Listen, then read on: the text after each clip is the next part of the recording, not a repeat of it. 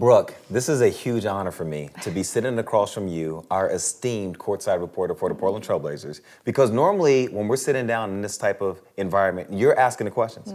But you asked me to be the one to ask the questions to you. Why? What are we talking about? Well, first of all, I trust you. You're my friend. I wanted to be comfortable talking about this, and you make me feel so comfortable. So thank you for being here. I appreciate it. No, this is just for me to tell, I guess, my story, my husband's story, his family's story. It's really it's everyone's story that I wanted to share with some people that might not know about it, because I think there's a possibility it may be able to help just one person, which is all I want for this. And my husband, who passed away 10 days after we married back in 2010, was 27 years old. He passed away, he had a heart attack on a treadmill while he was working out. And we can go into all the specifics about that later, but just in general, I wanted to tell this story because the Heart Association is an organization that is close to my heart, obviously, because of this, and I really would like to help them, and if my telling of my story will help them, I will do it, and if that can raise some money, that's great too, but I really just want to put awareness out about this, because my husband was an athlete. He was a collegiate athlete. He was a professional athlete in perfect health. And it just doesn't make sense, a 27-year-old in perfect health passing away from a heart attack.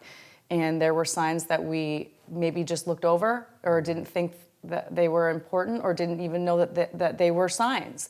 And one of those is that he would get excessively tired after running, after working out, which is something he did every single day. But looking back now, when we figured out that he had a carotid artery that was unknown, it didn't run in his family, nothing like that. No, there was no heart disease in his family, so it was a surprise, obviously, to all of us, and shocking and devastating, but really, now at this point in my life, I want to put out that there are signs that you can look for to see if maybe there is something going on with your heart that you don't know about or it doesn't run in your family. So this is kind of my love letter to Andy and to the Heart Association to put this out there, and hopefully can help somebody.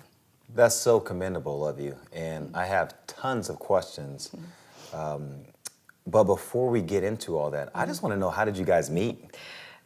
So it's funny. I was living in Los Angeles, doing UCLA sideline football. All right.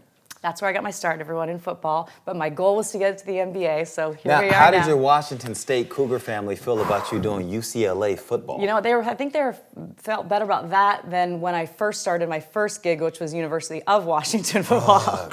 Isn't that like the biggest no-no? It is the biggest no-no, but you know what? The checks came in, you know. They cleared. So yeah, that was funny. That's a whole other interview. Okay. So I was doing UCLA football. I'm doing running with the pack. So I did do 1 out of 10 schools at the time with Pac-10. So one of them was Washington State. So a little love for my Cougs there. But I had a girlfriend come into town who had just broke up with her boyfriend, who I was also friends with. And she just needed to get away. So she came down from Seattle, and I wasn't planning on doing anything. You know how LA traffic is. You just want to stay home. I lived in a bubble in Redondo Beach. I rarely left unless I had to. Yeah. But she came into town. She wanted to go to Venice. I said, okay, you're distraught, whatever you want to do. Okay. So we went to a little place called Nikki Beach, which is like a cute little bar in Venice. And we were there, and I noticed like a couple guys that were just like near us, and they kept kind of looking over, and one of them was... Well, the way it normally is when you go out with Brooke Olsen. I mean, we're on a road trip. We can't even just walk into the arena without 10 of them lining up. Brooke! So I can envision it. You're sweet. I was a little fish in a big pond back then, though. Okay. Very little. Right. And I just felt, I could just tell that they were going to walk over. And one of them was boisterous, over the top. Well, hi, ladies, what's your name? Blah, blah, blah. And his name was Peter. And still friends with him to this day. He still lives in Los Angeles, just over the top character. He came up and was engaging with us, and he's like, "Where are you from? Where?" I said, "I live in LA, but I'm from Washington." And he goes, "That's where my friend is from." And he brought over Andy, who just a vision, like larger than life character, 6'5", just like. And had you spotted him? Had you singled him out before the friend brought him over? Yes. Okay. I can't lie. Right. And he came over and he said, "Yeah, I'm from Washington." And before I even get to that, I should say that Peter was like, "Wait a second, you're from Washington, so is my friend. Wait, are you Catholic? I was like, yeah, I'm Catholic. He goes, okay, we need to set this up, which was funny. I was like, what's going on? So Andy came up and he said, yeah, I'm from Washington. I said, what part, what city? He's like, oh, you've never heard of it. I said, my dad is a high school boys basketball coach in Washington. I've heard of every small town in the state. He's like, okay, it starts with a Z. And I said, Zilla. He's like, oh my gosh, yes, that's where I'm from. I said, I'm from Spokane. It was 2 hours away. I mean, it's just, it was very, very funny. We stayed up all night talking. It was just one of those things where everything just went, it was magic. It was magical. And so we exchanged numbers at 4 because we went to another person's house. We just kept talking. We're in the corner. Everyone else was having a good time. We're just in the corner chatting. And we exchanged numbers, and a couple days later, we went out for dinner, and then the rest is history. And then we just were inseparable. Well, with that history, what were the next steps? So you knew right away you liked him, he liked you. What were those immediate next steps? Well, he was playing arena football in Los Angeles at the time, and his dream was to make it in the NFL. He had a tryout with the Giants, and it didn't work out, and he just felt like he still had some more chapters of football in his life. I supported that wholeheartedly. We dated, then he moved to Stockton to play for the arena team there, which was a drive. But when I'd get back from Running with the Pack episode, I would get in my car, hit the road, spent so much time in Stockton. You have no idea. I can tell you everywhere to go in Stockton if you're ever there. And, supported him. And then we got to the point where I knew I was going to move back to Seattle to start a new job. Running with the Pack was over. And so I said, do you want to come with me? I want to support you, but I'm going back to Seattle. I'd love for you to come. And he figured some things out. He came back up, kind of lived in Seattle and Zillow, going back and forth. And then I was offered a job in Florida. And this was around the time, I was offered the job a little while later, but it was around the time we were figuring out if we were taking the next step, if we were going to get married. I wanted to. He had always had dreams of being a priest. His faith was so deep, and his family is such a faithful family. They are, their love of Christ is something I always just admired. They're so faithful.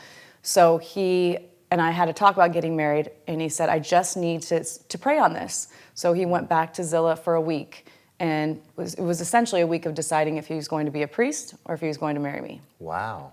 Were you nervous during this time? Oh, I was a wreck. I was an absolute wreck. I was nervous. I was scared. It was at the time, it was a huge life decision, and I wanted so badly for him to come back and say, I choose you. Yeah.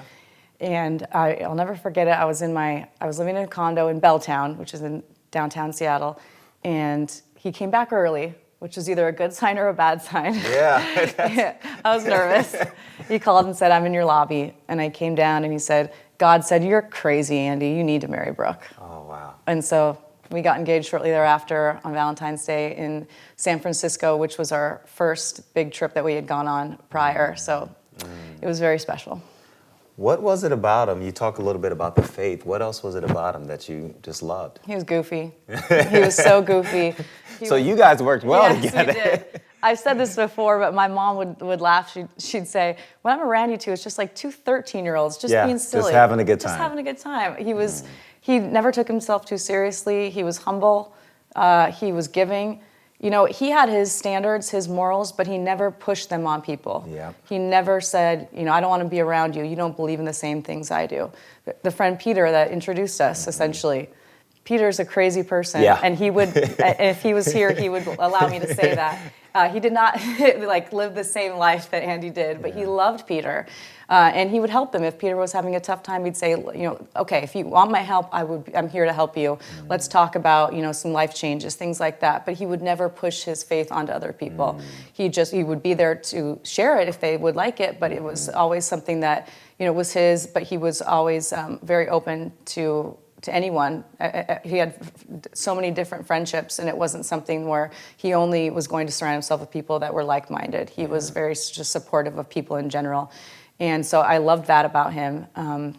Again, it's just so funny. Yeah. And just, he was selfless, with someone that's in, and you can relate, who is in sports, who's the star usually on their team, And we talk about Dame a lot too. They could have an ego larger than life. Yep. They could say, I'm not doing that. I don't need to do that. I've proven myself. Yep. He was so giving that he never had that mindset. He never looked at himself like that. He just was just a real human, just a real down to earth guy that I loved that about him. He was hardworking, but if I had to pinpoint it, it was just that I could be myself with him, and he thought I was funny, which I really appreciate.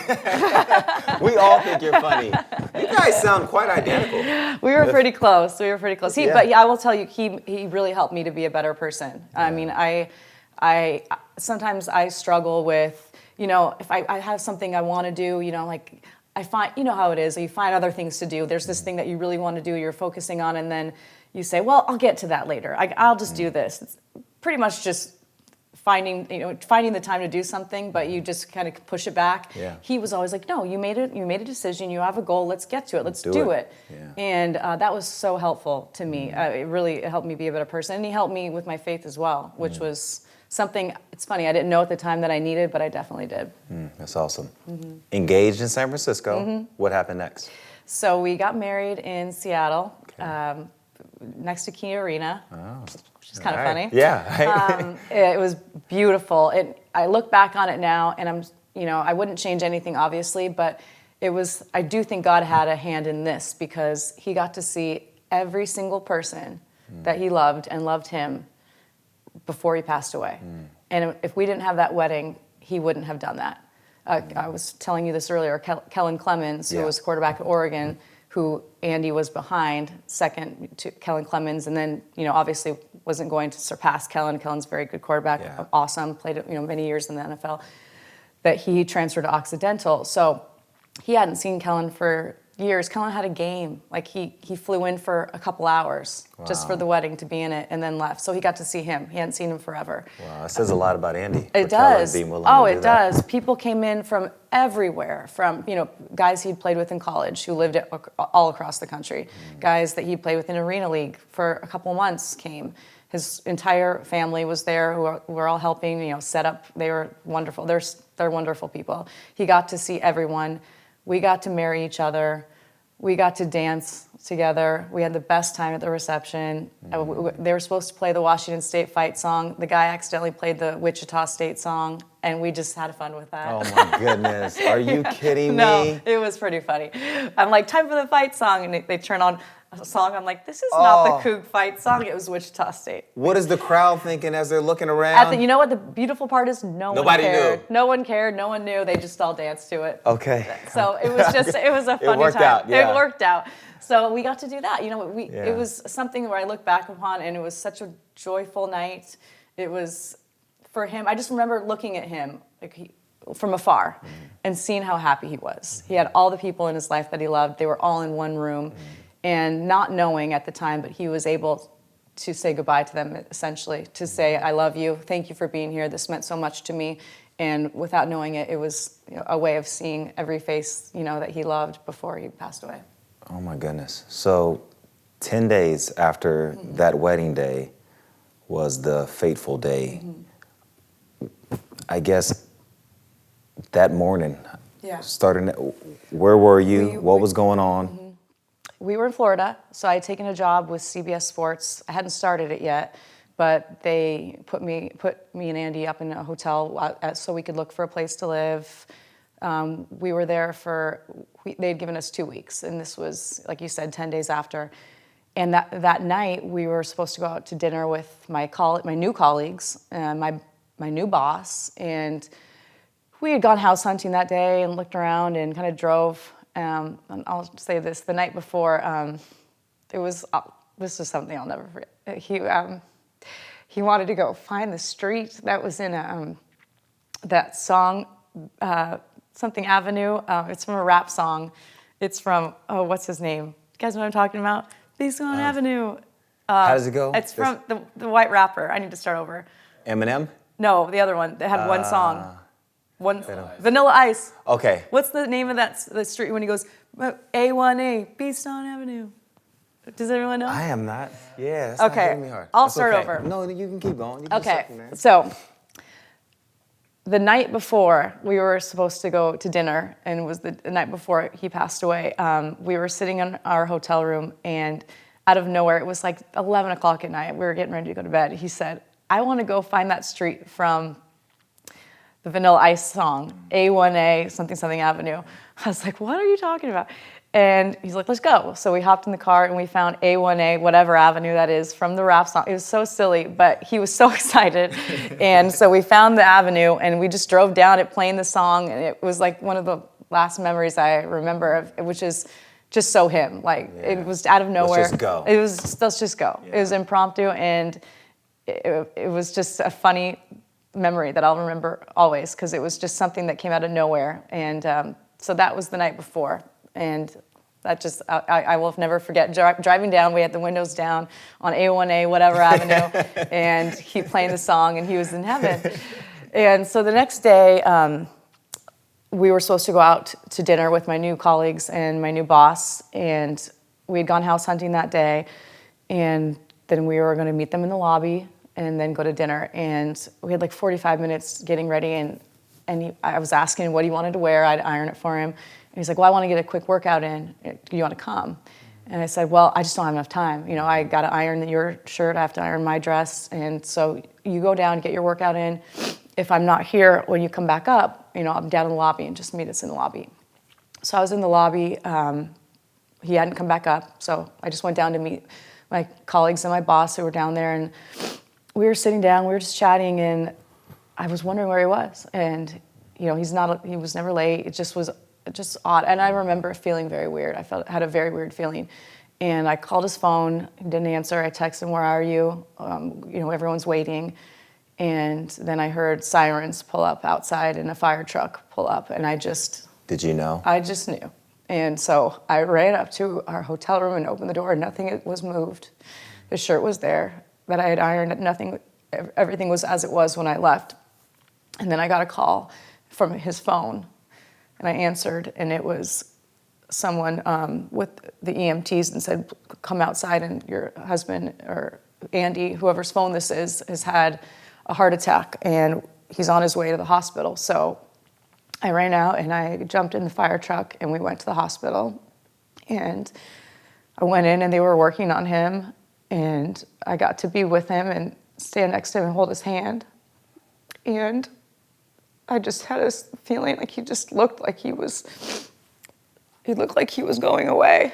So I went into the hospital, and they were working on him, and I sat next to him, and I held his hand, and I just had this feeling that he was going away. And then finally they said, he's gone, and it was shocking, and I don't remember much after that. They put me out, and before they did that, I had to call. I called my mother, and I called his sister, and so his sister could call the family. And I called and handed the phone off to the nurse, and one of the nurses, I'll never forget, she gave me this pendant, just like said to, be strong and be faithful. And I don't remember her giving it to me, but I found it in my pocket when I got back. And I'll never forget how helpful she was, but I was in shock, and I had to be put under. And I don't remember much after that, except I woke up and my mom and my aunt were there. And they took me back to my hotel. And then Andy's father arrived to take care of things. And a friend of mine, one of my good friends, Shauna, flew in. And I'll never forget that, too. Just people, like, in times of crisis, you see the people that you don't know. You don't appreciate the fact that these people care about you so much until situations like this. And my mom, later told me they were running to the plane, and it was going to close, and she told one of the attendants what had happened, and they held the door. They held the plane for like little things like this. All these people trying to help the situation, and so it meant a lot. And we were there for a few days, just figuring out things. I mean, I just was pretty much in bed the whole time, but They were there and they answered questions, they figured things out, which was, I couldn't have done it. So I'm so gracious and grateful for them to be there to do that for me. And then I didn't take that job. I left, and my then boss was very supportive and said, go home, take care of yourself.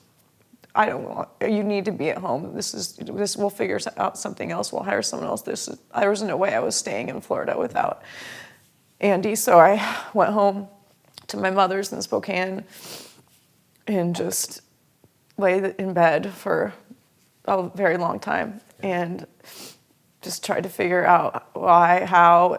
It was just, I'll be honest, I felt it selfishly. I was upset. I wanted this life with him. Like, I had envisioned everything, children, a life with this person. And I was upset for myself. And I was more so mad because this person, like all people, this person, he's such a good man, and had so much to give, and had so many plans to help the world and to make it a better place. And it just wasn't fair. And so I had to deal with that stuff. I'm still dealing with that stuff, but so I finally, kind of came to a place where I could think about it and let it set in, and then kind of I was back to me a little bit in about a month, and I was talking with my mom, and I was supposed to do college football, a season of that. And I didn't think I could. And my agent, who was one of my closest friends, she had hired me for that. She said, don't, just do you. Just take care of yourself. You don't need to. And I said, well, I'm going to try, because I can't keep living like this. Like, I'm going to try. Andy was my biggest fan. Yeah. He watched everything I did and was just loved that I loved what I did, and it made him happy.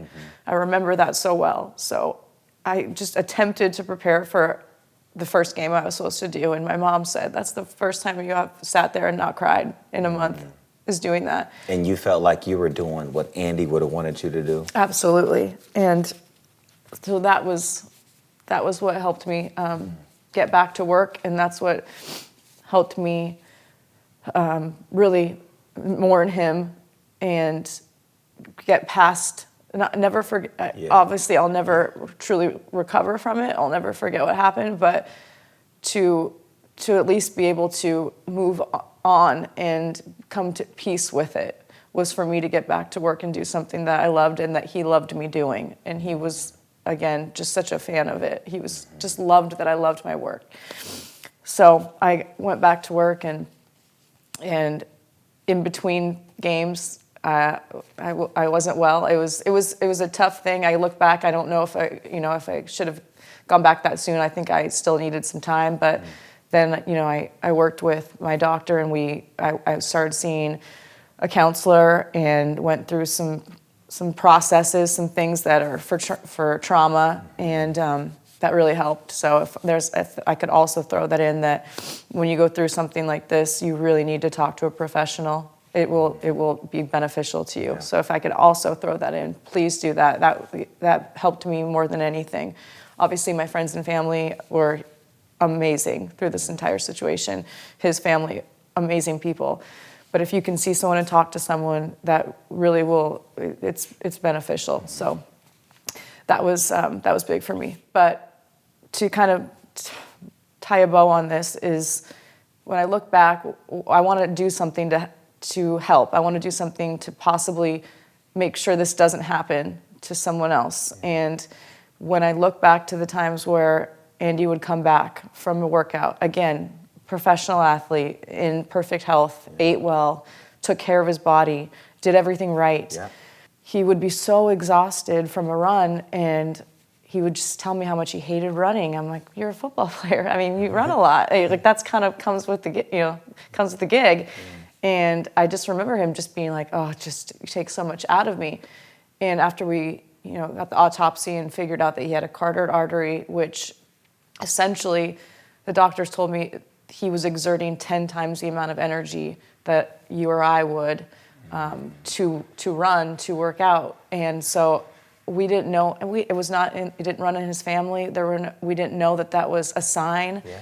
And so if I could, I would have said, this doesn't seem right. You come back, you're in perfect shape. You come back from a run and you are so exhausted. Well, let's get something. Let's go get it checked out. If I could go back, that would be something I would do. But to be fair to you, Brooke, that's difficult to put on yourself because being an athlete yourself, a lot of us athletes, sometimes we just complain. Yeah. Yeah. We don't like running. We don't want to run. So sometimes we just make it more than what it was.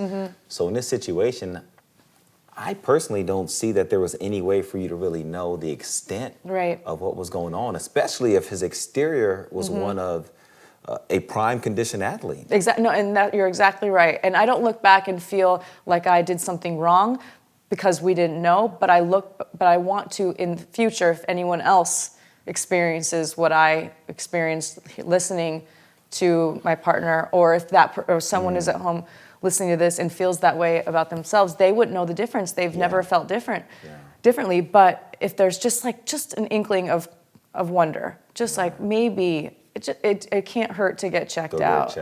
And also, not on top of that, when Andy was in the gym at the hotel, there was not a defibrillator there. I know that we've come leaps and bounds in this country and state by state with defibrillators and making sure they're mandatory in certain places. You can have them at home. The Christmas after Andy passed, my cousins bought our family a defibrillator for our cabin just to have it there. And it's just something, if you're thinking of a gift to give someone and you can't think, I know it seems odd, but everyone should have one in their home. Businesses should have them. Obviously, gyms should have them. It's something that I want to make sure that people know about and know how to use. They're easy to use. You can go online. You can see how to use it if you question yourself. If the directions are confusing, you can figure out exactly how to use it. And so, on top of just watching for warning signs of if you or someone in your family or your friends, it seems a bit too exhausted after a workout. And that's something I want people to keep an eye out. But also, I want defibrillators to be in every possible place that they could be. If I don't know if it would have helped Andy at that time, but I'll always wonder. Yep. Yeah. So that's another thing that if small business watching or if really everywhere. From what it sounds like you're saying. Everywhere. Because this can literally happen anywhere. Absolutely. And it's something that it's important to me, and I think that if people could just have it, it would give them peace of mind, and you just never know when something like that could happen. And if you have it with you, it's something that maybe could save someone's life. So how many years have you been living with this? Almost 10. So 10 years, but you decide to come out today to talk about it publicly for everybody to know what's going on. Why? I felt I wanted to do something for a while. I didn't exactly know what. And I just, these last 3.5 years that I've been working with you, with the Trailblazers, I have felt just a sense of family and acceptance and support. And I say this all the time, but this is not even close, the best job I've ever had. Not just the job itself, I love it. This team is wonderful, the coaches are wonderful, the job itself, night in, night out on game days, it's just fun and I love it.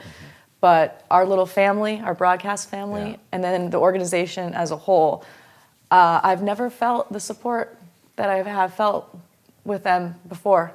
And so the fan base as well. They come with it. The fan base is incredible. Special. They're very special. They're like family to me. And they've been so supportive just of me in general. And some people know this story, some don't. And those that do will reach out and say something. And I've just felt like I feel the love so much that if there's anything I can do for the Trailblazers, for Rip City, anything, I want to do it because they've done so much for me. And so if this is one thing that maybe can help a Rip City fan or a member of their family, I will do it. And so it was meaningful to me because obviously our organization, like I said, is so supportive, but they jumped on this. When I brought this idea to them, I said, I want to do something with the Heart Association because it's close to me. And I want to try to raise money. I want to bring awareness. Let's talk about defibrillators, everything we possibly can. Not only were they receptive, they were excited. They said, "This is awesome. Thank you so much for being willing to do this." I'm like, "Oh, I'm more than willing. I've been trying to figure out exactly what I want to do because I want to do it right." Yeah. And so I brought it to them. It was amazing, Lamar. I mean, we had a meeting that led to another meeting that was a room full of people that all wanted to help. Some people that wasn't even in their job description. Yeah. Like, I believe you fully. they came out of nowhere and said, well, this isn't really like my role, but I want to do anything to help. And I knew that was going to be the reaction.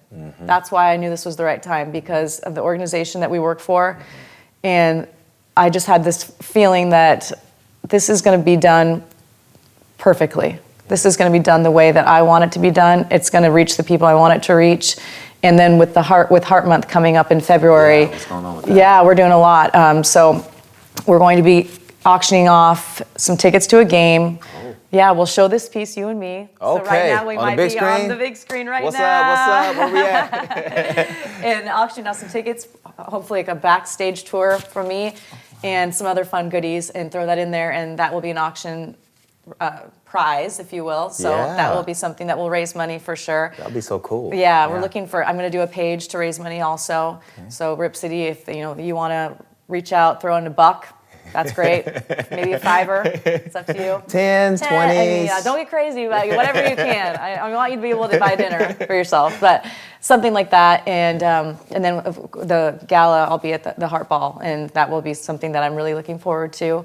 And it's a month that is very important, obviously, to the Heart Association. That's when they really kind of are out in front of everyone. And so I wanted to start this now so that we'd be ready for the month of February when it's Heart Month, and we can try to help people as much as possible. Wow. So for the last 10 Heart Months, or 9, has this been on your heart? When I was in Indiana working with the Pacers, I reached out and I was a partner with the Heart Association there. I didn't do as much as I would have liked. So this is something that it's kind of coming full circle where I want to do more. And with this community, it just feels right. It feels like, okay, this is the time to do it. These are my people. Yeah. I know they'll listen, they'll hear me, they'll react to it, they'll respond to it, I hope. And so it's just the right situation for this and for me to come out with this story. And it's just, I've come to a place now where I have accepted what's happened. It's you never forget, you never truly recover. With time, you improve, and you get to a better place. But there's always something in me that says, well, what can you take from this to help other people? And so this is the way that I think is the best. What would be your message to anyone else who went through the traumatic experience that you went through, and they're currently in that mode of just trying to make sense of it and trying to recover? You may never make sense of it. Some tragedies, well, that's why they're called tragedies. Yeah. They're not supposed to happen. And so give yourself some grace. Give yourself some time. Let yourself feel what you're feeling. Just be for a while. Just let it sink in. Let yourself feel it. Ask for help. Please ask for help. I had people come out of the woodwork, people I hadn't talked to forever, and everyone wants to help at once, and it can be overwhelming. But when you get to that place where you're able to talk about it and able to receive that help, please take it, because you can't do this alone. You just can't. Yeah. I tried, and it's impossible.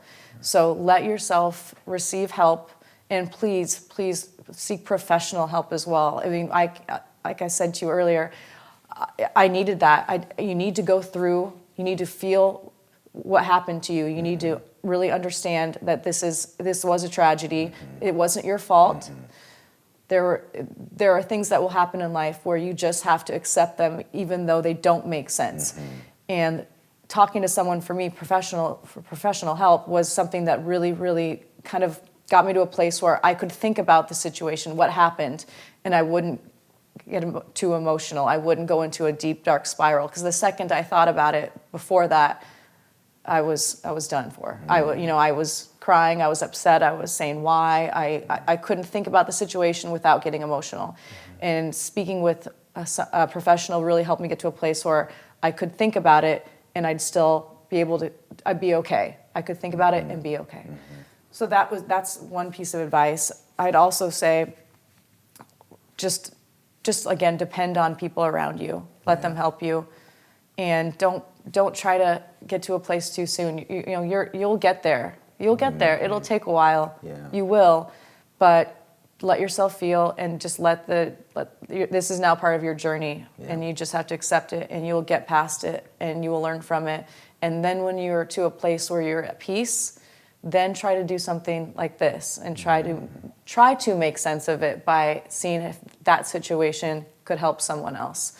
And this is really, this right here, just talking to you, I mean, I'm feeling it healing right now. Oh. It's true. Good. It's just talking about it and feeling as though you're trying to make something positive out of a very, very negative situation is really all you can do. I told you this is so commendable of you.